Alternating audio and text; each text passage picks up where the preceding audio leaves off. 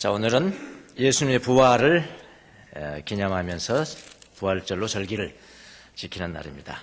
부활 이렇게 말하면은 가장 먼저 떠오르는 것이 뭔가요? 부활 이야기를 하면은 가장 먼저 떠오르는 게 뭡니까? 믿을 것인가, 안 믿을 것인가? 이 부활을 믿을 것인가, 안 믿을 것인가? 그 문제죠. 그냥 뭐 하나님을 믿는 건 오케이, 그건 다 좋아.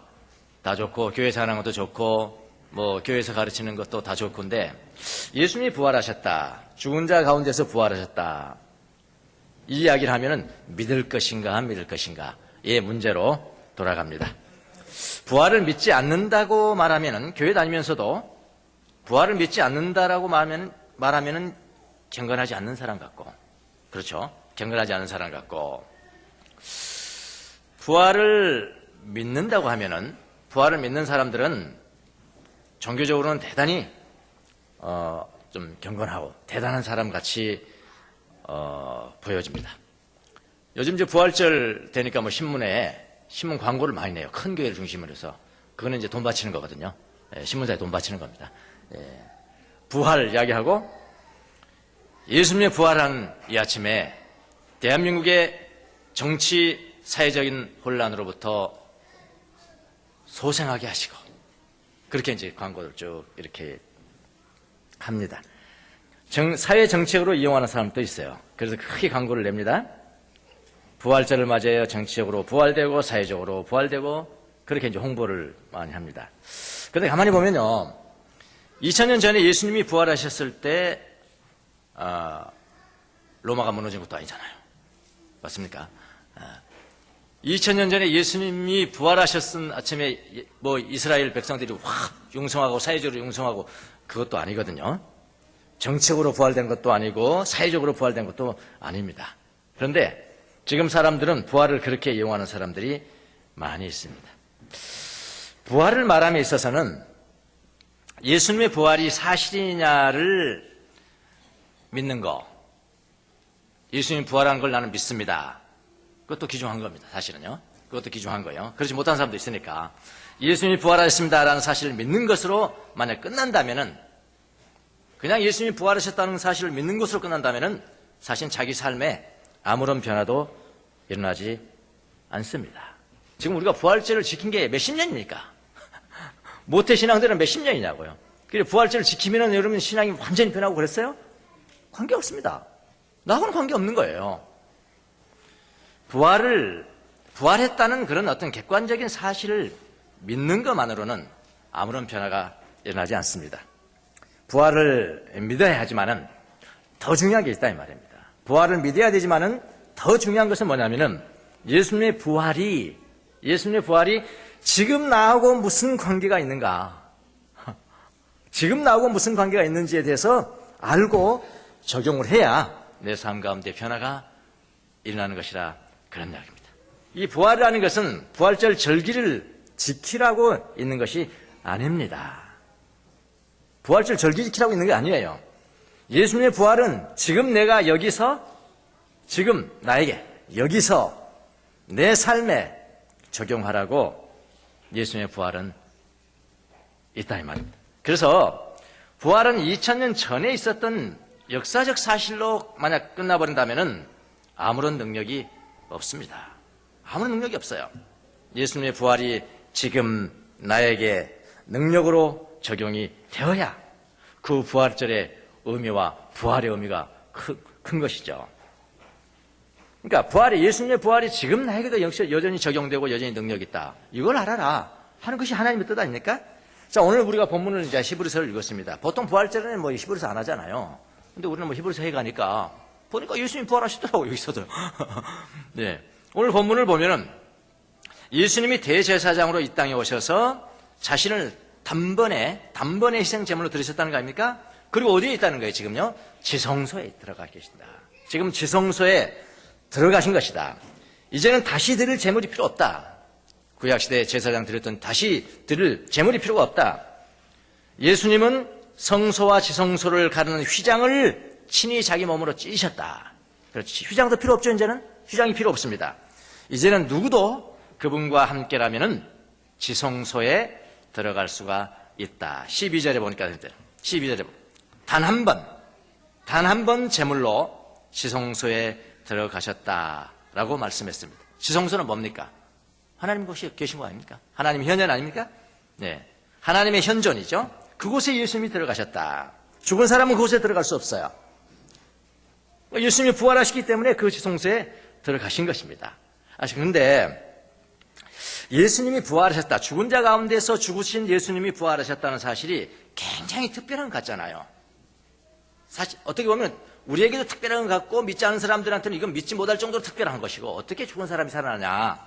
특별한 것 같지만은 정말 진실로 하나님을 믿는 사람에게는 정말 하나님을 믿는 사람에게는 예수 그리스도가 부활하셨다는 사실을 믿는 것은 특별한 것이 아니죠.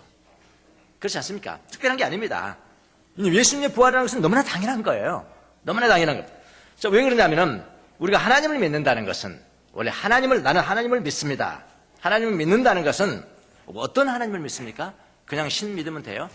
그냥 알라 신 믿으면 되는 겁니까? 아니잖아요. 삼위일체 하나님을 믿는 거잖아요. 그렇죠? 삼위일체 하나님을 믿습니다. 천지 창조 전부터 계신 하나님은 성부와 성자와 성령 하나님, 삼위일체 하나님이셨어요. 삼위일체 하나님이셨습니다. 예수님이 이 땅에 오신 것은 그 제2위이신 성자 하나님이잖아요. 성자 하나님이 이 땅에 오신 것이죠. 육신을 입고 오신 것입니다. 그분은 죄가 없으십니다. 하나님이세요. 죄가 없으신 분은 한 분뿐이에요. 하나님이십니다. 그 성자 하나님은 죽으실 수가 없어요. 그분의 죽으심은 여러분과 저의 죄 때문에 죽으신 것입니다. 그분이 죽으셨지만은 무덤에 머물러 있을 수가 없으신 분입니다. 왜냐하면 하나님이시잖아요. 죄가 없으신 하나님이잖아요. 정말로 하나님을 내가 믿는다면은 예수님이 부활한 것은 너무나 그건 특별한 게 아니란 말이에요. 당연한 거란 말이에요. 하나님이시잖아요. 그분은 죽으셨지만 무덤에 머물러 있을 수가 없으신 분입니다. 그분이 부활하신 것은 너무나 당연한 기계라 이 말입니다. 삼위일체 하나님을 믿는 사람은 부활은 당연한 것으로 받아들여야 하는 것입니다. 아직도 부활이 믿어지지 않는 사람은 뭘 체크해야 됩니까? 내가 정말 하나님을 믿는 거야? 이거부터 체크해야. 예수님의 부활이 믿어지지 않는 분들은 내가 정말 삼위일체 하나님을 내가 믿는 거야? 이 하나님을 믿는 것부터 점검해야 될 겁니다. 예수님의 부활은 너무나 당연한 것입니다. 하나님이 어떻게 무덤에 머물러 있을 수가 있었겠습니까? 하나님은 죽으실 수 없으신 분이십니다. 예수님이 부활하신 것은 특별한 것이 아니고요. 그는 당연한 일입니다. 제가 이제 말씀드리려는 것은 이것입니다. 부활을 믿는 것보다 더 중요한 것이 있습니다. 부활을 믿는 것보다 더 중요한, 객관적인 부활의 사실을 믿는 것보다 더 중요한 것이 있는데 예수님의 부활과 나와는 무슨 상관이 있느냐는 겁니다. 예수님의 부활과 나와는 무슨 상관이 있느냐, 이 문제입니다. 나와의 관계를 무시한 채 그냥 부활절을 몇십 년 또는 30년, 40년 모태신앙인 사람들 그렇게 부활절을 지키는 것이 그리 중요하지는 않는 것입니다. 그래서 예수님의 부활을 지금 내가 힘 있고 살아가는 것이 더 중요한 것이라 이 말입니다. 부활은 죽음을 전제를 하죠. 맞지 않습니까? 죽음이 없으면 뭐가 없어요? 부활이 없는 겁니다. 부활하는 말을 꺼낼 필요가 없는 거죠. 죽음이 없으면 부활은 의미가 없는 것입니다. 그래서 우리는 사도신경을 낭송할 때 이렇게 낭송하죠. 십자가에 못 박혀 죽으시고 장사한 지 사흘 만에 죽은 자 가운데서 살아나시고 그렇게 하잖아요. 그래서 예수님이 죽으셨기 때문에 부활하신 것입니다. 죽으셨기 때문에, 죽음이 있기 때문에 부활하신 거예요. 근데 예수님의 죽으심은 여러분과 저의 죄 때문에 죽으셨죠. 하나님은 죽으실 수 없잖아요. 그런데 그분이 오셔서 죽으셨어요. 여러분과 우리의 죄 때문에 죽으셨습니다. 우리의 죄 때문에 죽으셨다는 것은 우리의 죄를 짊어지시고 죽으셨다는 의미예요. 그분은 죄가 없으시지만 우리의 죄 때문에 죽으셨다는 것은 우리의 죄를 대신 짊어지시고 죽으셨다. 그래서 우리가 예수님을 믿는다는 것은 예수님과 연합이 되었다는 의미인데, 예수님과 하나가 되었다는 의미인데, 내가 죄에 대해서 예수님과 함께 죽었다 그런 이야기입니다. 내가 죄에 대해서 예수님과 함께 죽었다는 그런 것입니다. 근데 진짜 중요한 건 그것까지는 다 알아요. 교리로 그냥 뇌죄 때문에 돌아가셨어요. 뇌죄 때문에 돌아가셨어요. 그건 아는데 정작요. 당신이 뭐가 죽었습니까? 물으면 몰라요. 당신이 뭐가 죽었습니까? 당신이 뭐가 죽었냐고요? 나의 무엇이 죽어야 할까요? 여러분 첫 번째 내가 나의 무엇이 죽어야 하는가? 내 자아가 죽어야 됩니다. 옛자라고 그런다. 옛자. 옛날 자아. 어떤 사람은 본성이라고 이야기도 하고요. 본성이라고 이야기하기도 합니다. 나의 본성에 따라 한 행동을 말하는 겁니다. 하나님의 뜻대로 행동해야 되는데 내 뜻대로 해버려요. 그게 내 본성에 따라 하는 겁니다. 이렇게 말하면 더욱더 추상적이죠. 자, 오늘 본문 14절에 보면은 14절에서는 뭐라고 그러냐면은 죽은 행실 그랬네요. 예, 죽은 에너지 그랬어요. 내가 에너지가 있는 건데 내가 그거 죽어버려야 된다. 죽어야 된다. 죽은 행실이라고 이야기를 했는데요. 이 옛 자아가 죽어야 하는 겁니다. 그래서 날마다 십자가를 지라는 것은 날마다 내 본성에 대해서 죽으라는 의미입니다. 상당히 추상적이죠. 그렇죠? 자, 왜냐하면 이 본성이라는 것은 철저하게 타락됐기 때문에 그런 겁니다. 이 본성은요, 아주 교묘하게 사람들에게 숨어 있어요. 내 옛날의 자아인지도 몰라요. 나 옛날의 본성인지도 몰라요. 종교적인 사람은 더욱 그렇고요. 내가 종교적으로 얼마나 이쪽으로 행동하는데 나는 다 죽은 거야. 나의 거는 다 죽은 거야. 교묘하게 숨어 있다는 겁니다. 여러분, 예수님을 한 번 믿는다고 본성이 진멸되지 않습니다. 그러면 얼마나 좋겠어요. 한번 내가 믿습니다 하니까 천사처럼 변화됐어? 그런 법은 없어요. 그렇다면 다 천사가 됐을 것입니다. 우리는 날마다 죽어야 합니다. 날마다 죽어야 돼요. 바울은 뭐라고 그랬습니까? 나는 날마다 죽노라. 나는 날마다 죽노라. 예수님께서는 뭐라고 그러셨습니까? 자기를 부인하고 날마다 십자가를 지고 나를 쫓아오너라. 날마다 지고 쫓아오너라. 그렇게 말씀하셨습니다. 이것을 뭐라고 그러냐면은 조금 어려운 말로는 십자가 구원의 내면화라. 그렇게 십자가 구원의 내면화라라고 말하는 겁니다. 우리는 날마다 본성을 옛 성품을 옛 자아를 진멸하기 위해서 십자가를 붙들어야 됩니다. 십자가를 붙다는 게 뭡니까? 죽는다는 이야기입니다. 날마다 죽어야 돼요. 자, 그러면 내 본성이 뭡니까? 여러분 자신의 본성이 뭔지 잘 모르시죠? 아주 구체적으로 한번 이야기를 해볼까요? 쓸데없이 짜증내죠? 그것 여러분의 옛 본성입니다. 쓸데없이 짜증내죠? 쓸데없이 분노하죠? 이런 것 지금 아주 구체적으로 하시기 제가 들어요. 쓸데없이 짜증내죠? 쓸데없이 분노하죠? 그거 본성이에요. 쓸데없이 걱정하죠? 1년 이후의 것을 지금 걱정하고 계시죠? 그거 옛자합니다. 옛 본성이고요. 습관적으로 그렇게 하죠? 그런 것들이 본성입니다. 이유 없이 게으르고 싶고요. 이유 없이 게으르고 싶고 나태하고 싶고요. 이유 없이 성경 보기도 싫죠? 가끔 성경 보기도 싫잖아요. 그게 본성이에요. 이유 없이 마음이 냉담해지죠? 냉담해집니다. 그거 다 본성이에요. 괜히 아내가 밉죠? 괜히 남편이 밉죠? 한바탕 하고 싶잖아요. 그런 게 다 본성이에요. 여러분 본성이라는 걸 추상적으로 얘기하면 여러분 아무것도 못해요. 아무것도 변화되지 않아요. 구체화시킬 수 있어야 돼요. 예. 이런 게 다 본성입니다. 본성. 죽은 행실이고요. 죽은 행실. 그것을 뭐라고요? 십자가에 못 박으라는 거 아니에요. 십자가에 못 박아야 된다. 죽음이 없으면 부활은 의미가 없는 겁니다. 그리고 살아계신 예수님의 말씀에 따라 행하십시오. 그분은 부활하신 분이기 때문에 우리를 지금도 도우실 수가 있습니다.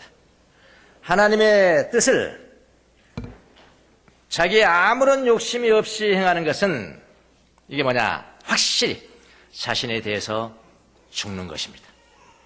주님이 행하시는 일에 자신을 첨가시키지 말라는 거예요.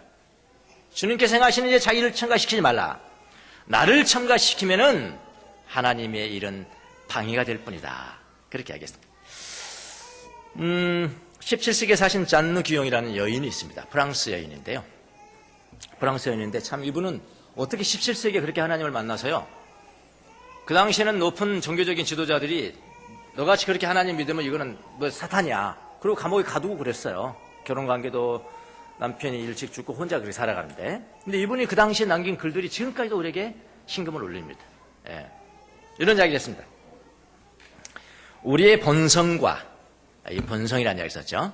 우리의 본성과 죄된 욕구, 잘못된 욕구들이에요. 죄된 욕구들을 십자가에 못 박을 때는 어떻게 하냐면은 그 악한 죄들이 마치 어린아이에게서 위험한 장난감을 빼앗을 때 어린아이가 악 하고 저렇게 울잖아요. 예. 위험한 물건이거든 사실은요. 위험한 장난감 이죠. 빼앗았는데 얘가 악 하고 운다고. 위험한 장난감을 빼앗을 때 아이가 악 하고 소리 지르는 것과 같이 가장 큰 소리로 비명을 지르게 하라는 것입니다. 내가 십자가에 내가 이거 죽여야 되는데 이거 죽여야 돼 이렇게 하라. 다시요. 우리의 본성과 죄된 욕구들을 십자가에 못 박을 때는 그 악한 죄들이 마치 어린아이에게서 위험한 장난감을 빼앗을 때 아이가 악 하고 소리 지르는 것과 같이 가장 큰 소리로 비명을 지르게 하라. 그리고 우리는 부활의 주님을 바라봐야 합니다. 예수님이 우리로 하여금 십자가를 질 수 있도록 우리를 강하게 하시는 분이십니다. 옛 자아를 십자가에 못 박고 부활의 주님을 바라보는 것, 이것이 뭐냐? 바로 그것이 부활을 내 삶에 지금 경험하는 것이라고 합니다. 내면의 죽음을 경험해야 부활을 경험한다. 이게 부활과 나와의 관계예요. 부활절 백날 지켜도 아무 소용없어요. 나 2000년 전에 예수님께서 죽은 자 가운데 살아나신 나 믿습니다. 그거 별거 중요하지 않아요. 정말 삼일째 하나님 믿는다면은 예수님의 부활은 그건 당연한 거예요. 더 중요한 게 있다 이 말입니다. 죽음이 있어야 부활이 있듯이 지금도 날마다 내 내면에 죽음이 있어야, 내 내면에서 날마다 죽음이 있어야 예수님의 부활을 경험하고 오늘날 살아가는 것입니다. 완전한 죽음은요, 여러분, 완전한 죽음 순간적으로 일어나지 않습니다. 안 돼요. 그렇더라면 얼마나 좋겠어요, 잖아요. 이스라엘 백성들이 가나안 땅에 들어가자마자 천국이 이루어졌으면 얼마나 좋겠어요. 전쟁은 그때부터였거든요. 여러분, 완전한 죽음은 순간적으로 일어나지 않습니다. 완전한 죽음은 나의 옛 자아가 완전히 죽기까지는 일어나지 않습니다. 살기 위해서 죽으십시오. 자기 자신을 포기하세요. 자아를 진멸시키십시오. 그러면 다시 자기 자신을 부활하신 예수님 안에서 발견하게 될 것입니다. 이렇게 해서 여러분은 부활을 경험하고 살아가게 됩니다. 날마다 죽고 날마다 부활을 경험하며 살아가는 뜻깊은 부활절이 되시기를 예수님 이름으로 축원합니다. 기도하겠습니다.